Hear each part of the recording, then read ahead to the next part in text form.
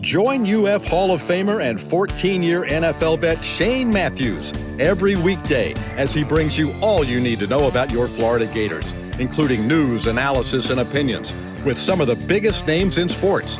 Find us on Spotify, Apple Podcast, Google Podcast, or wherever you listen to your favorite podcast. Or watch us live at 8 a.m. on Facebook, YouTube, and Twitter.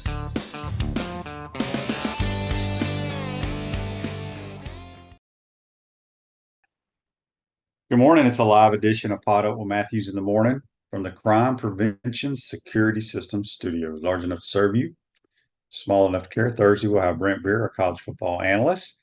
If you're watching the the British Open at Troon, Justin Thomas, the Alabama guy, actually JC picked him, I think. He is leading the tournament. He's done for the day. He's 3 under par. Alex Noren's 2 under. Justin Rose is 2 under. Weather came in, so that's what makes the Open very, very fun to watch. Let's go to the Titan MR hotline, courtesy of Comfort Temp, and we are joined by our college football analyst and Heisman Trophy voter, Brent Beaird. Good morning, Brent. How you doing? Well, I am hanging in and hanging on to the last day of SEC Media Days in Dallas. So it's been certainly a different venue. We're welcoming Oklahoma and Texas to the league, so that has been interesting.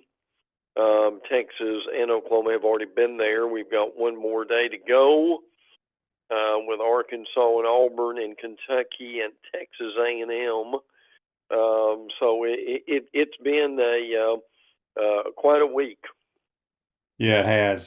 Today, you'll have Kentucky, A&M, Auburn, and Arkansas will be your 4 teams there. Before we jump into it, I want to give everybody a reminder. You got one more day left for the sweepstakes of the Florida-Texas game that Florida Victorious is doing.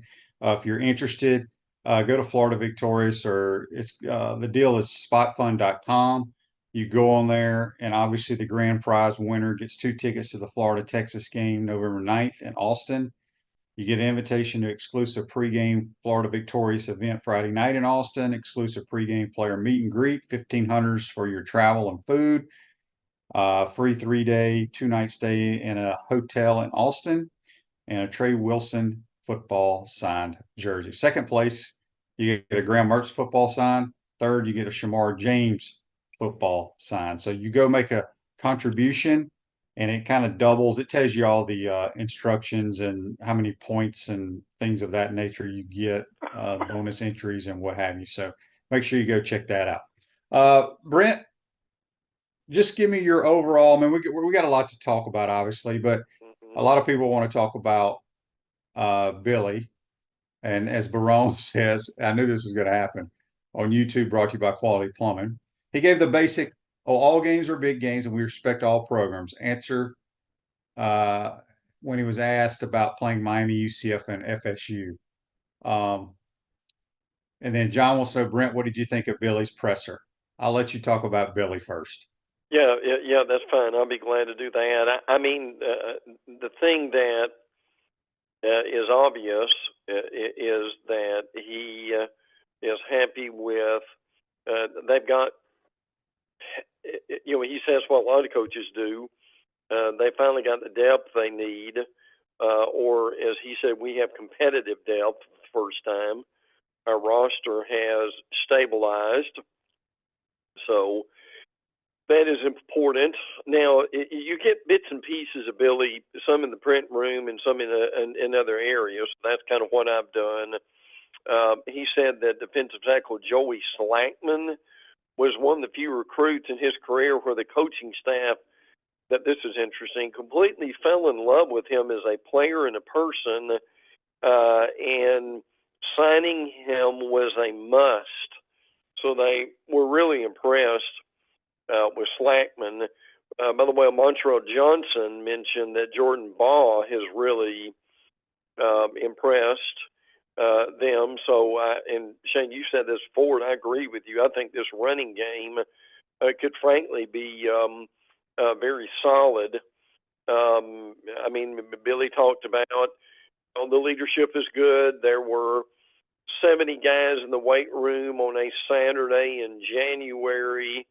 On the 4th of July, there were 53 guys in the weight room. So I think that's kind of typical things that you get. There are 463 starts. So this team's is much more experienced than it has. 17 starters return. Talked a lot about the new coaches they brought in, particularly Ron Roberts from Auburn. That's important. Next 10 days are important too, as they get into staff. I tell you what kind of hit me yesterday when Kalen DeBoer was talking. He said, "Look, guys, 2 weeks from today, which was yesterday, being the 17th, we're on the field." I mean, that's how close we are right now, and sometimes we have to hear that from someone else to believe it. But he feels he's improved the roster. They talked a lot about what they've got to do to work through these close games. 4 road losses by 7 points or fewer over the last 2 seasons. That's tied for second the most in the SEC. Loves DJ Lagway. Going to get him in the game early. He's been a leader for us so far. Talked about playing the teams in the state of Florida. Said a lot about Tyler Miles.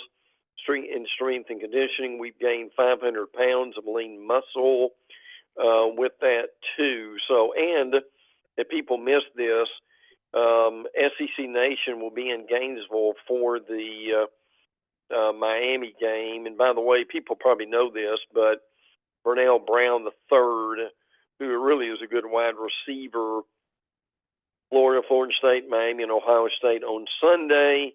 But pretty much everything I've heard is he's leaning heavily to Florida. You may have heard something different. And Shane, I know I don't think I gave you anything really new there, but that's what I got from it. Well, you don't get what I tried to say on the program yesterday is you don't get anything new from any coach when they get up there and talk to the public. Barone says here, I think it was Barone on YouTube, brought to you by Quality Plumbing. Oh no, Kanye Ryan says win the state on the field leads to an easier time winning this. A lot of people are complaining because he didn't really say we're putting more emphasis on the Miami, the UCF, and the Florida State games. Nobody does that anymore. And Billy is very well aware of how important in-state games are. Absolutely. I think people forget this guy coached at Alabama. This guy coached at Clemson. He ran his own program at Louisiana. Look, every game is important, and recruiting is going to take care of itself if you win games. I mean, we got L.J. McCray. He was the top player in the state last year. He is a Gator. He will be playing for the Florida Gators this year. So I just don't – I think we, the general public, worry about stuff that means absolutely nothing. The bottom line is you've got to go win games, and everything else takes care of itself. You can talk all you want. You can talk about the weight room. I've never was a big weight room guy. Coach Spurrier did not require the quarterbacks to lift. All we had to do was jump rope. I kind of wish I would have lifted a little bit because I'm bigger, stronger now at 54 than I was when I went to the combine, and I'm 30 pounds heavier. But the bottom line is nobody has a secret formula in the all season. Alabama, Oregon, Ohio State, they're not doing anything different. Right. That's you just got to go win games. You got to block, you got to tackle and score points and keep people out of the end zone. That's simple. I know nothing about the Cormani McClain. I'm just going. I told y'all yesterday what I've heard, whether it's true or not. I trust my sources.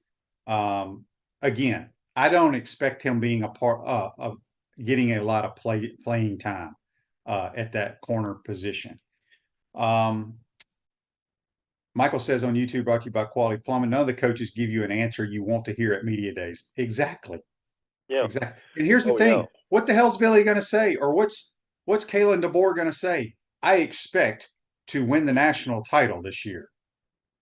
You know, I expect to take over what Nick Saban has done, and we're not going to drop off at all. I mean, I don't know what people want these coaches to say. It baffles me. Well, yeah. Go ahead, Brent. No, well, look, the big thing for SEC media days is you get to see your coach, you get to see some of your players. A lot of it's coach speak and player speak, and that's kind of it. I mean, it's just it really lets you know that the season is coming. I'm not going to say it's a beauty contest necessarily, but with players coming and going, but it's just it's just a fun thing. Really, where you learn things are in the hallway. Yeah. When you talk to the beat writers and things like that, and we got a few nuggets that I'll be sharing as we go along here. But don't, as Shane said, don't dismay because Billy didn't give you any trade secrets or anything like that. Because the truth of the matter is, at this point, there's only so much they can do.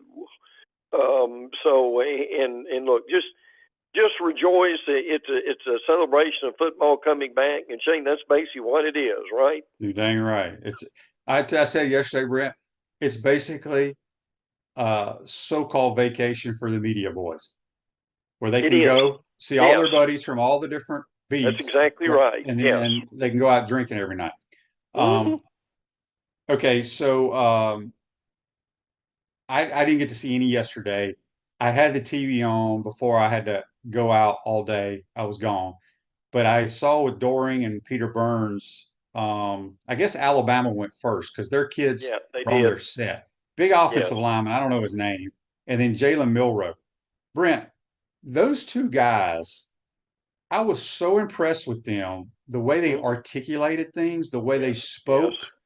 I was blown away because, I know nowadays at most of these schools, they have, I don't want to call they have like interview training or anything like that, but they help them out so they sound really good on air.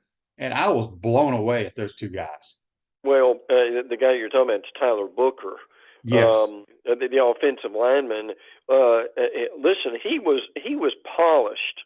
I think's the word that we want to use for that, right? Yes. And frankly, Milroe is too. He's very well spoken. Yes.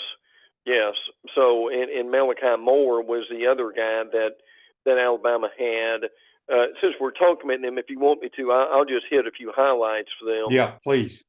Listen, one of the more interesting things that I heard yesterday was, and Nick Saban actually admitted this, that we're talking about Mississippi State in a few minutes, but Jeff Lebby, I think I've asked you this, I'm curious if you know him, and B, I was impressed with Lebby with what he had to say. He was the former offensive coordinator at Oklahoma.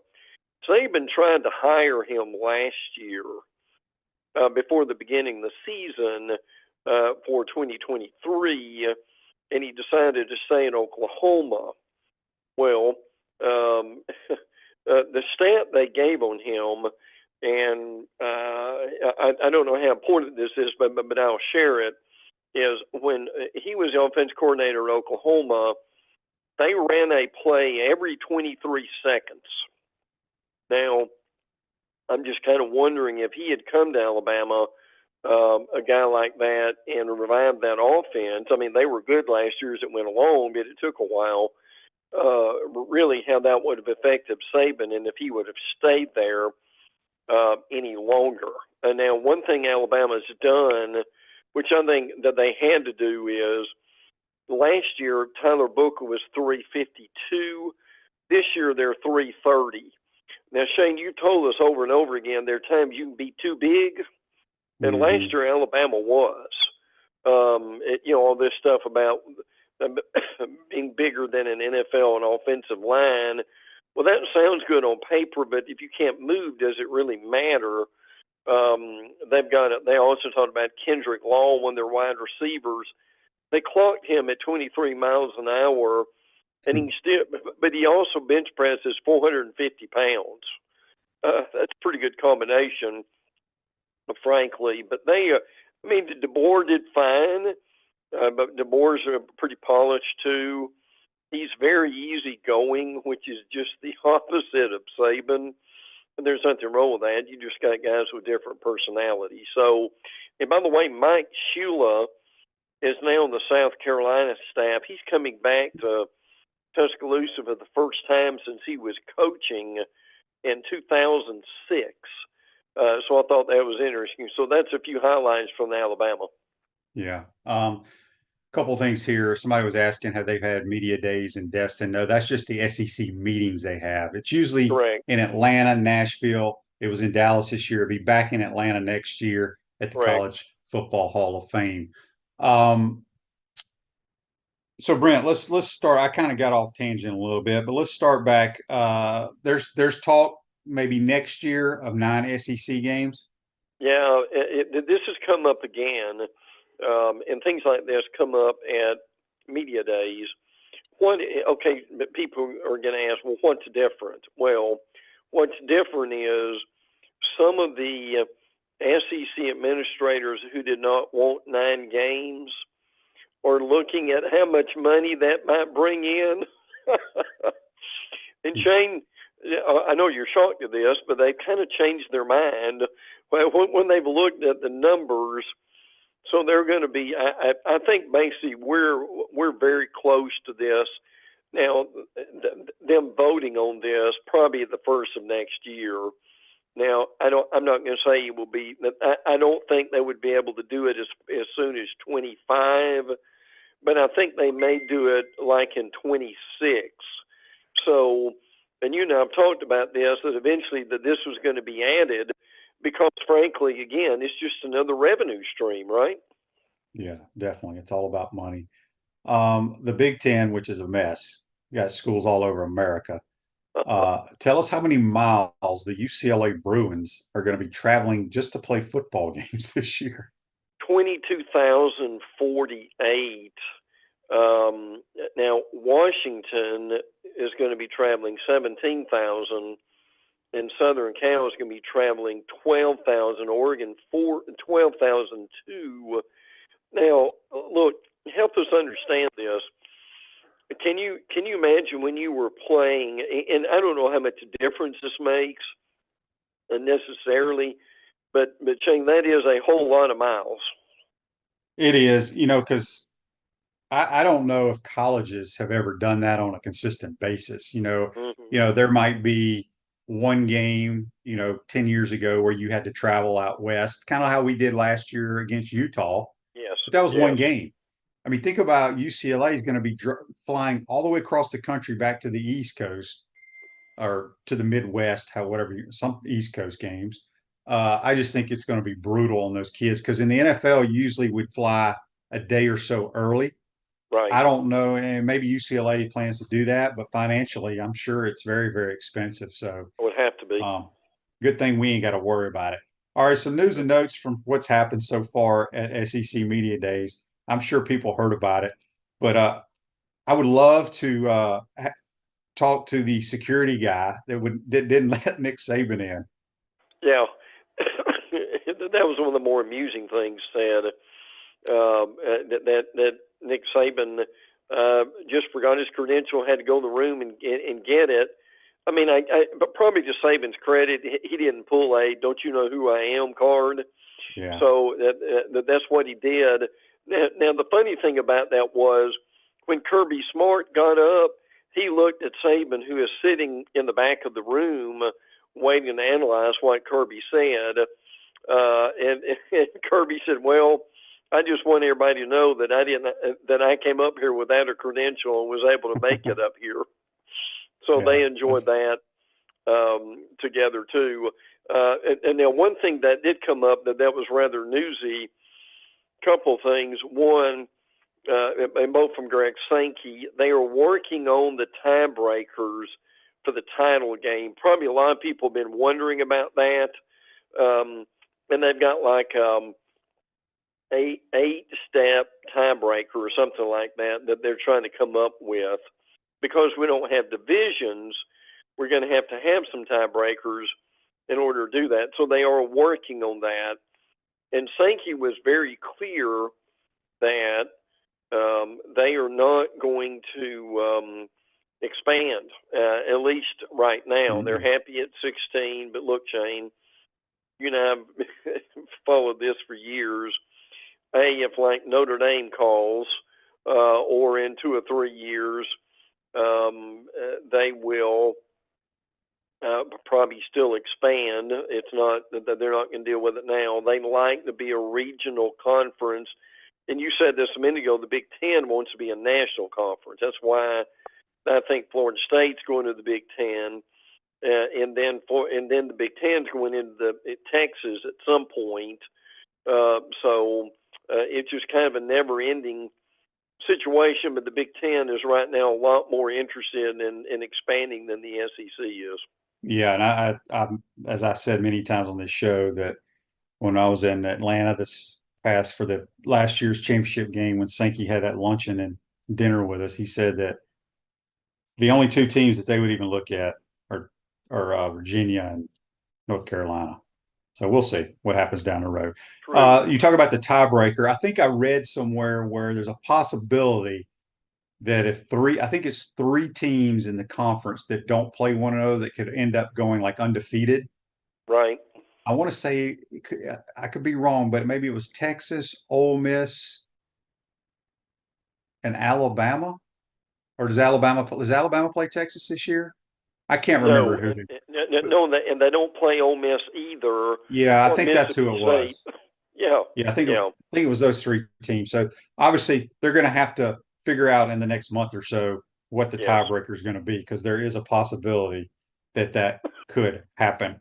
Let's talk about CertaPro Painters of Gainesville. It's the area's leader in painting excellence and proud partner of the Florida Gators, offering professional painting services for homes and businesses, plus cabinet refinishing and carpentry repairs. Visit CertaPro.com for a free estimate. We got Brent Beaird, our college football analyst, on the Titan MR hotline, courtesy of Comfort Temp.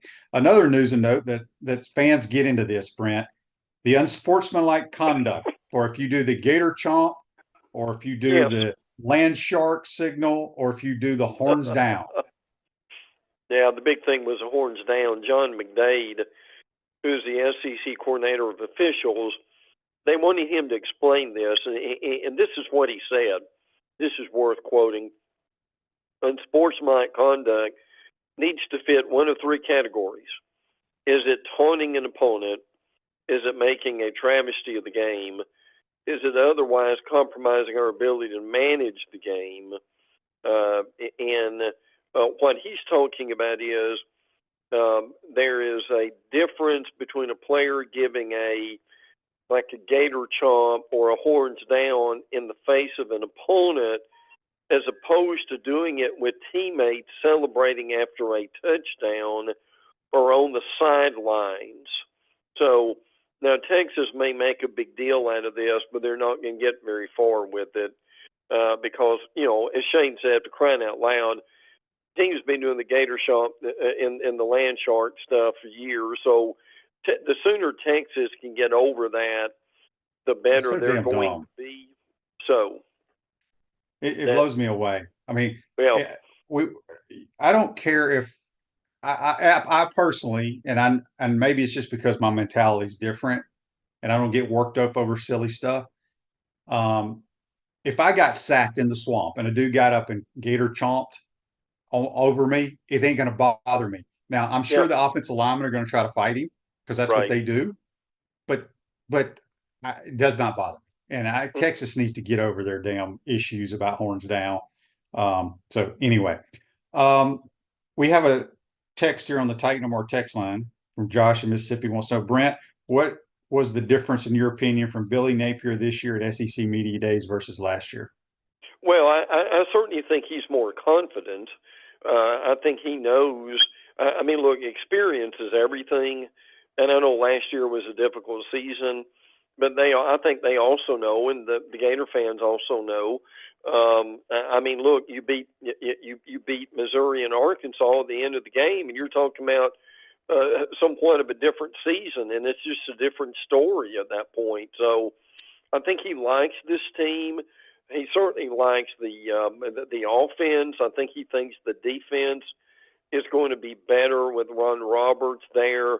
I mean, he's pleased with their, and basically this is the only thing he can say right now, like Shane said. I mean, right now you can talk about, that they're enthusiastic, that they've got a good attitude, that they're excited. I mean, that those, it's almost like spring training for Major League Baseball. Everybody's back up and they're excited and so forth. So, but I think that year from going from last year to this year certainly makes a difference. Now, the thing that we got to realize about Billy, and Shane helped me on this, Billy is not look, Billy's a bit of an introvert. He's a good guy. I think his heart's the right place. I still think he's a good football coach, and I still think they can win more than they did last year this year. So I think that's kind of the things you can tell.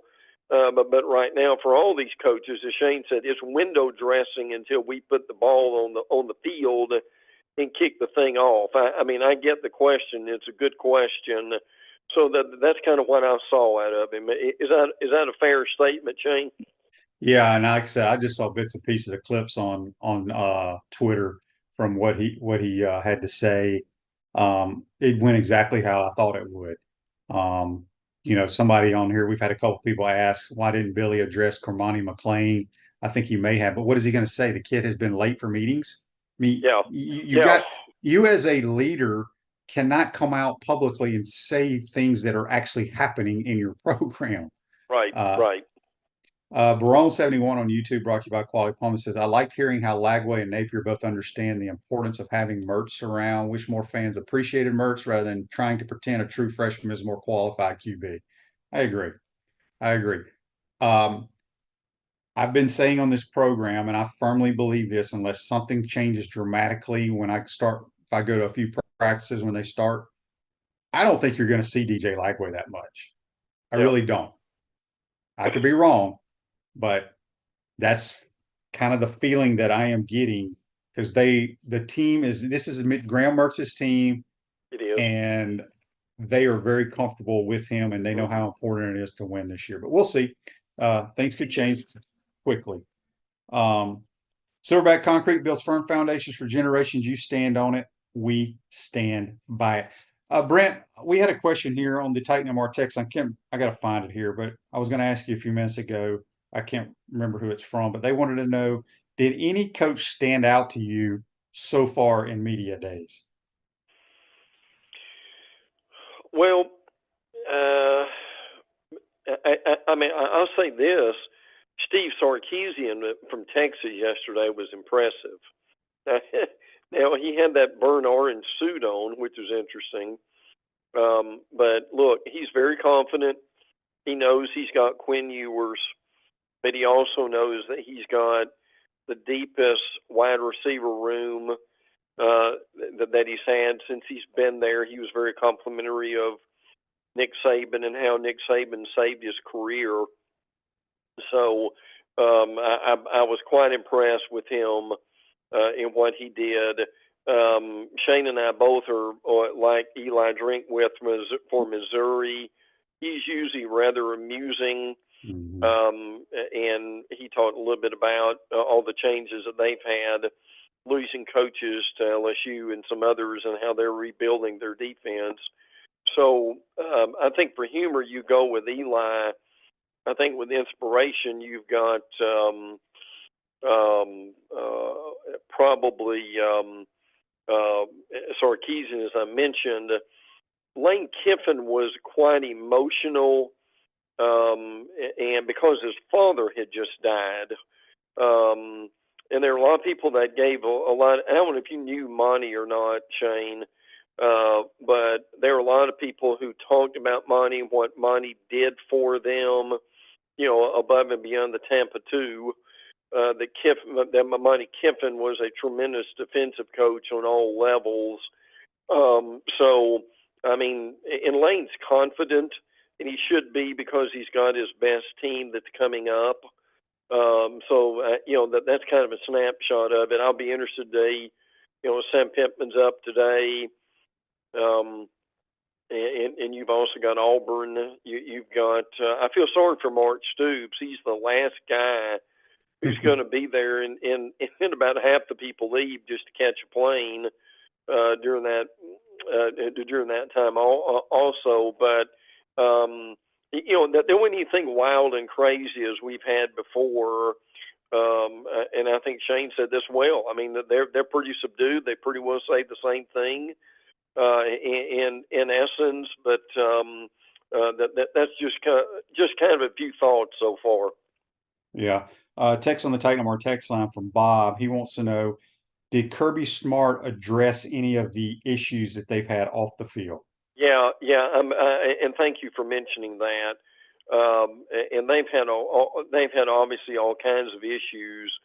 I mean, they've had 24 players who have been arrested with, shall we say, vehicle violations since last year, and that's something that they've got to address. What he said, now he didn't address it. And I think part of it is because no one asked him about it, but he didn't address it in the print room, which is the big room where everybody goes. But he did address it when he got off the podium because he was hit with that. And basically what he said, kind of typical stuff. There is one thing I want to get to with this. The incidents we've had off the field are not something we condone. It's very unfortunate, et cetera, et cetera. What he did say is that Smart said that the players, now get this, the players that are charged with driving offenses have been fined in NIL payments by the Classic City Collective. He indicated suspensions are coming, but he didn't say whether ETN or Mondon, small Mondon, the linebacker, and obviously we know who ETN is, are going to face that type of discipline. We'll all have suspensions coming out of some of these. I think everybody wants to know what game and are they suspended. That's probably an important thing in terms of discipline, the culture that they get to experience. So that was a big thing that came out of it to me was him mentioning this fine situation. We had not heard that before. But look, whatever they're doing, and they're doing what everybody else is doing with education and so forth, the problem with Georgia is that the players aren't listening. And at some point, Shane, we don't know the answer to this yet. What do they need to do, and how far do they need to go to get these guys' attention? Well, taking money out of their NIL thing will help. Trust me, because when you get fined in the National Football League, it hurts. And I don't know what Kirby's finding them, but it needs to be a lot. Speaking of Kirby, I saw this, Brent, and I was blown away, and I wish I would have screenshot it. And I think it came from Mr. College Football, Tony Barnhart. Correct me if I'm wrong. Is Georgia going for their fourth straight undefeated regular season?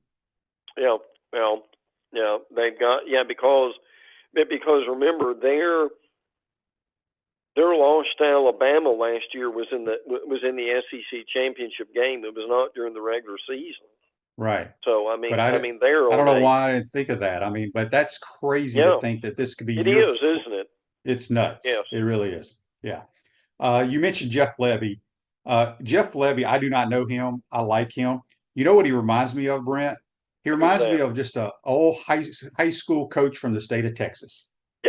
Yeah, that's well said. Yeah, I would agree with that. So he'll bring a lot of fun offensive stuff to Mississippi State. They got some skill guys that ain't bad. They do. I don't know how good they are defensively, and but he'll make. He worked with Lane Kiffin, so the Egg Bowl is definitely going to be fun to watch with those two guys going at it. And I wanted to mention Missouri, because if you win your close games, we lost on a 4th and 16 against Missouri last year, right? Yeah, right. I saw somewhere where Missouri, they went 10-2, I believe. they could have the article that I was reading is they could have easily been 6-6. They won so They many could have close been. games. Oh yeah, absolutely. And look, when you've got guys like Brady Cook, who comes back at quarterback, you had Cody Schrader, who's going to the NFL, and you've got Luther Burden the third. And now, look, people get tired of this hyperbole, maybe, but it's really not. Luther Burden's that good. Luther Burden may be the best wide receiver in the league. I mean, he's just absolutely amazing, but he's coming back for another year. Now, I invite people to look at Missouri's schedule, because Missouri's schedule is not much. It's a joke. I mean, it really is. I mean, Shane, they're going to start what? 4-0, 5-0, something like that.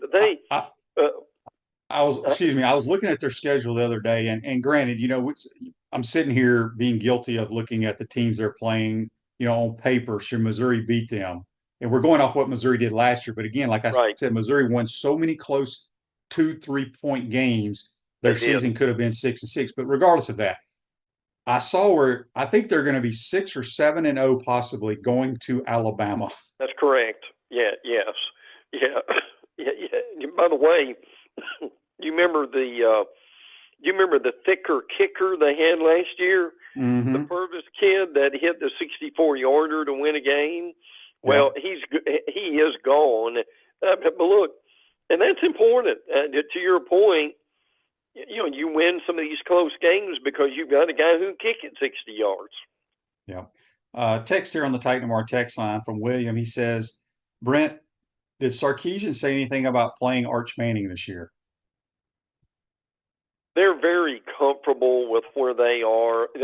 He did talk about him. Yes, they like where Arch is. They realize that Quinn Ewers. Here's the reality: Quinn Ewers is a Heisman candidate, and he is number one. But the thing that is really good, and Shane knows the family. He talked more about it than I can, but Arch Manning is very comfortable with what he's doing. He knows he needs to go and he needs to learn, and when his time comes, he's going to be the guy, and that's coming sooner than later. And I think they'll play him some this year, just to continue to give him that kind of experience. But it's not. I mean, the reality is, it's not like he's threatening to leave or anything like that. Believe me, again with Shane, it's not a money issue with the Mannings. But now, I mean, that's what I've heard, Shane. If you've heard something different, let me know. But they are. But Sarkisian talked about, we've coached some really good quarterbacks. The Manning family's aware of that. His development is on track. That's been important for his family. So that's basically what he said about Arch. Yeah, I mean he's penciled to be their quarterback next year. Ewers will be a first-round draft pick, and they're not going to be a family who bounces the kid around. No, so no. He's a talented kid, regardless of where he played. I know people want to bash the talent level he played against in high school, but he's an NFL type quarterback. Now, whether he makes it like his uncles, I don't know, but Texas likes him a lot. I do know that.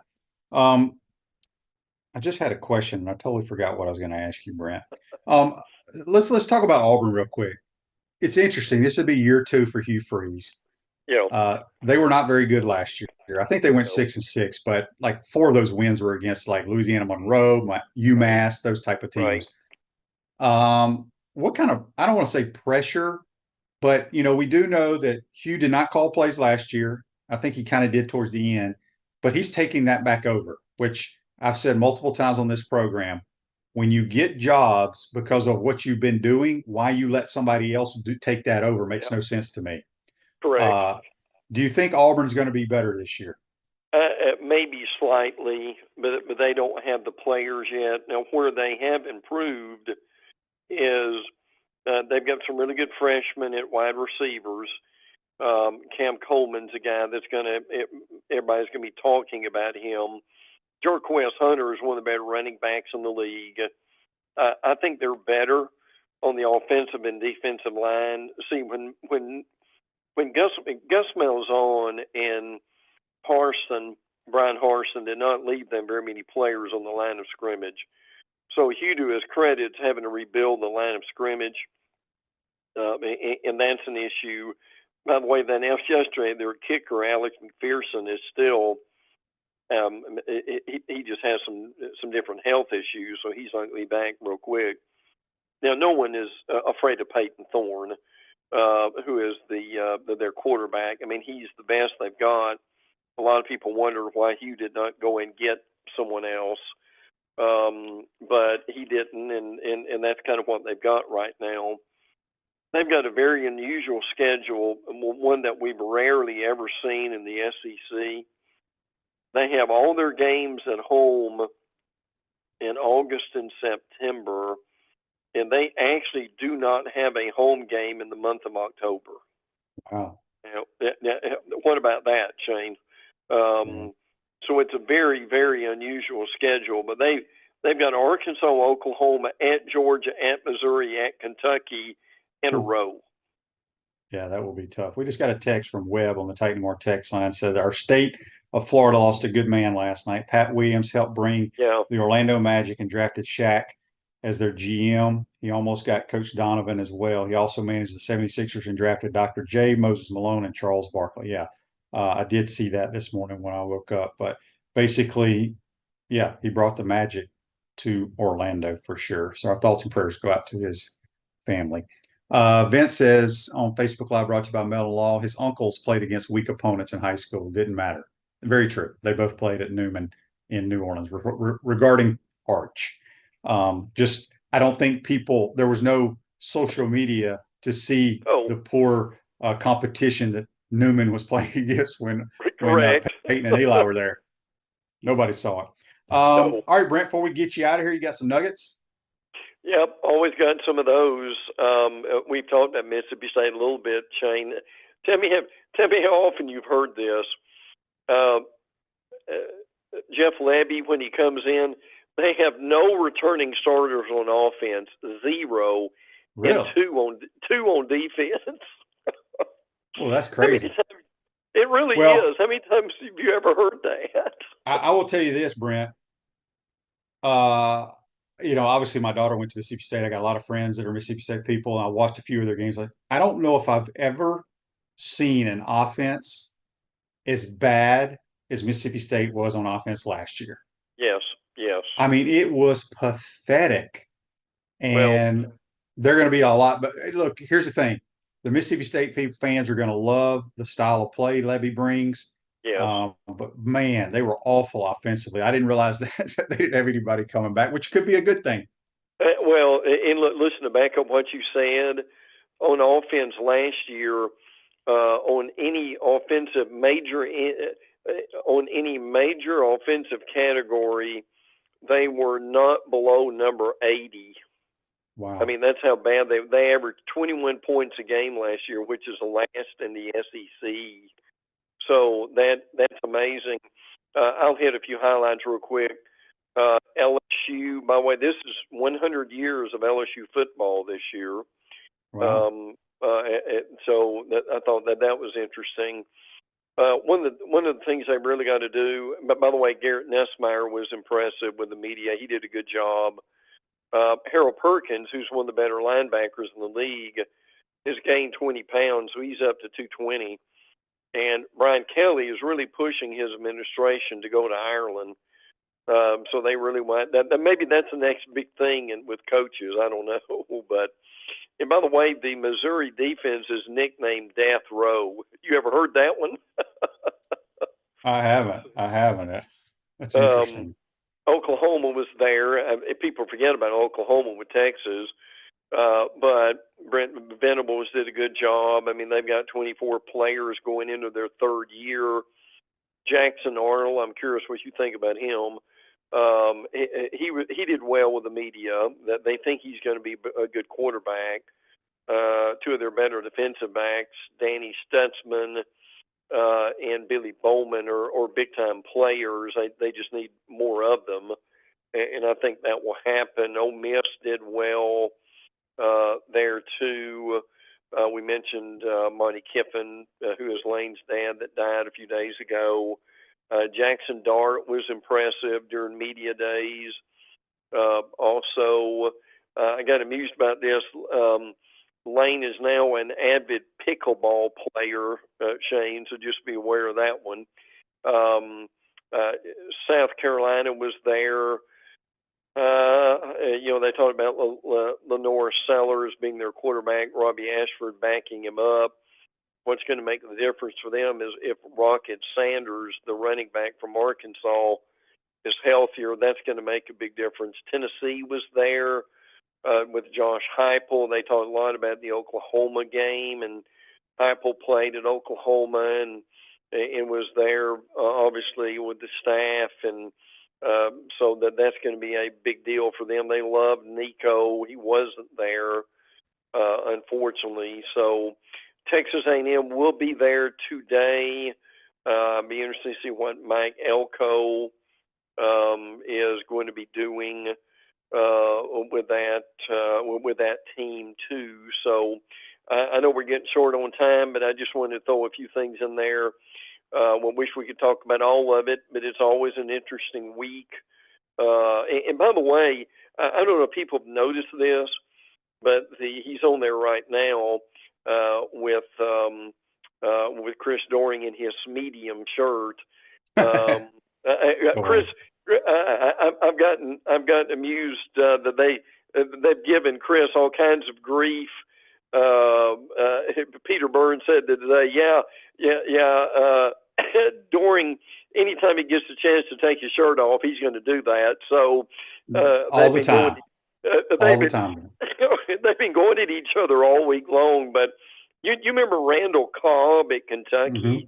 Yeah, the quarterback. He is now an analyst for the SEC network. He just started this week. Yeah, so we give Doering. I haven't done it the last couple of years, but before I started doing the color analyst job, especially on the away games, I'd be at a couple other former players' houses and we'd watch the games. But we would always text Doering like, "Who picked out your suit? That tie is terrible." During the show, and he would be responding during the show, and he would get so upset at us because we were making fun of his outfits. But anyway, Brent, good stuff as always, my friend. Have a great weekend. We'll see you next week. Always enjoy it, bud. Take care. That's Brent Beaird, our college football analyst and Heisman Trophy voter. Join us on the Titan More Hotline. Take a quick time out, come back, and get to some of these more texts and comments. You're watching and listening to PodUp with Matthews in the Morning from the Crime Prevention Security System Studios. We'll be right back.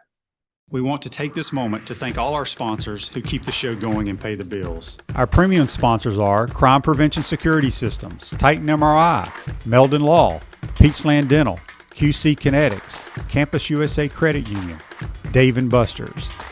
Our Gridiron sponsors, Sutter Pro Painters, Comfort Temp, UF Bookstores, Quality Plumbing, Silverback Concrete, Ruse Ogre State Farm, Tropical Smoothie Cafe, F45. Our touchdown sponsors are Gator Dominoes, Celebrate Primary Care, Gator Bait Media, Okido America, Style Cuts, Ironwood Golf Course, Big Mills Cheesesteaks, McDonald's of Gainesville, 84 Lumber, Dowling Signs, Baker's Sporting Goods, MG&A Wealth, Nest and Wild. Again, thank you for all the great businesses that support the show. Please remember, if you like what we are doing here, thank our sponsors and support the businesses that support us. Pro football legend Emmitt Smith understands your joint pain. It does not surprise me that there are a ton of people out there that's in pain. That's why Emmitt is such a proponent of QC Kinetics, offering real lasting joint pain relief with non-surgical, all-natural biologic treatments. Whether it's a joint pain, ankle pain, shoulder pain, neck pain, back pain, hip pain, any kind of pain, the body eventually will break down when it's under that much stress. That stress can cloud your judgment to the point that you'll just say yes to the scalpel or yes to another prescription of pain pills. But maybe it's time for a second opinion from QC Kinetics. The reason why I would recommend this is because the natural biologics that QC Kinetics is providing you gives your body a chance to naturally heal itself. Restorative, regenerative solutions are here. Get lasting relief and live your life. Call QC Kinetics 352-400-4550. That's 352-400-4550. QC Kinetics, 352-400-4550. Welcome back to the Crime Prevention Security System Studios, large enough to serve you, small enough to care. Rose Ogre State Farm Office is a team of dedicated insurance professionals ready to help life go right with the right insurance options for you and your family. Visit ogreinsurance.com. Give them a call at 352-240-1779. This Day in Sports, which is brought to you by Campus USA Credit Union. Put some star power to work in your financial life at Campus USA Credit Union. 2010, at the 150th anniversary of the British Open at St. Andrews, South African Louis Oosthuizen wins his only major title over Lee Westwood of England. And Louis, by the way, if people aren't aware, is a member at Golden Ocala and lives on a big horse farm between Ocala and Williston. So I see Louis. I don't know him personally, but I see him when I do play at Golden Ocala. So that's This Day in Sports, brought to you by Campus USA Credit Union. Real quick, Perry Mason says on YouTube, brought to you by Quality Plumbing. Shane, were you surprised? Coach Napier said his team is over the hump. I thought he did not want to put any more pressure on himself. No, I'm not surprised. Dude, pressure's on every football coach, no matter where you coach, is to win games. And that's what you got to do. And people want to talk about how hard the schedule is. I don't know if it's that hard, quite honestly. As I've said, there's two teams on there that I don't think we can beat. And I hope I'm proven wrong. And that's Georgia and Texas. I think they're the cream of the crop, but I think we can beat everybody else. Doesn't mean, I'm not saying we're going to go 10-2. So don't sit here and send me texts and stuff that I'm nuts, which I could be. I don't care. But you got to roll the ball out, kick it off, and see what happens. So what we're going to do is we're going to end the show with a little 2 to 3 minute clip from Coach Napier out in Dallas at SEC Media Days. We'll be here tomorrow with JC. We'll be recapping our Peachland Dental picks. Have a great day, folks. Enjoy the British Open.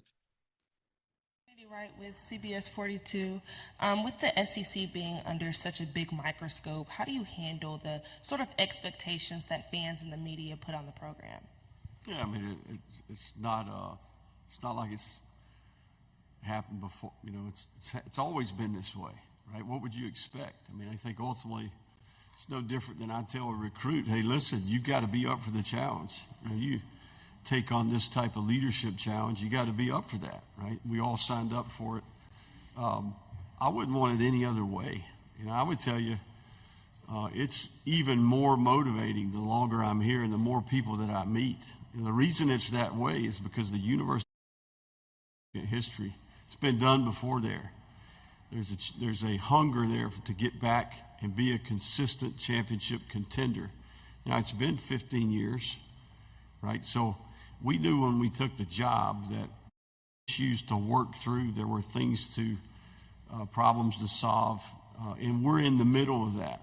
You know, a guy asked me a question earlier about being on schedule. You know, I think I used that term. Well, that doesn't mean that we have won as many games that we would like to, or haven't made mistakes. It means that the culture that we're trying to create, the processes, the systems, year 3, the roster, all the things that we've been trying to build over time, I see some of that working. You know, I see that mentality starting to emerge. We live in a society that wants it now, okay? Doesn't happen that way in anything, much less football. So when you've got hundreds of people to coordinate and get all going in the same direction, in today's climate, it's even more difficult to establish trust.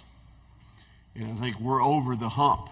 The kids that are on our team now, they picked the University of Florida and our staff, and we picked them. And the makeup of our team is different. And it will be very obvious when we start playing this fall.